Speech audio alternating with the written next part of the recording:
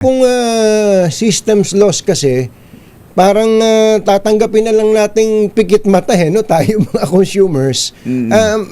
Meron ba kayong kahit paano may briefing na ba? Ano ba tong systems loss? Paano kino-compute? Paano kino-compute? Saan ba galing to? Ang alam lang na dinidiscuss namin ni Kumbachero, yung mga nagja-jumper siguro o mga nagnanakaw ng kuryente na malalaki, baka diyan ikinakarga. Ano bang ang understanding niyo diyan sa systems loss? Ang systems loss, it's power na galing sa generator papunta sa distributor. And then yung distributor going doon sa mga bahay-bahay natin. So, kagaya ni Meralco.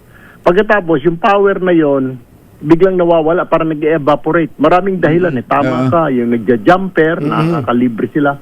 Or minsan talagang may power outage, mayroong nasira na linya, tapos tuloy-tuloy yung kuryente.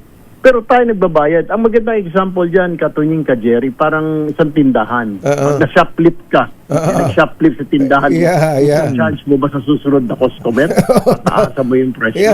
Tama. O sa restaurant, dahil may mga nasayang, i-charge mo ba sa ibang mga customer dahil nasayang? Dapat hindi. So tama ang Pangulo, alisin na yan dahil kawawa yung taong bayan.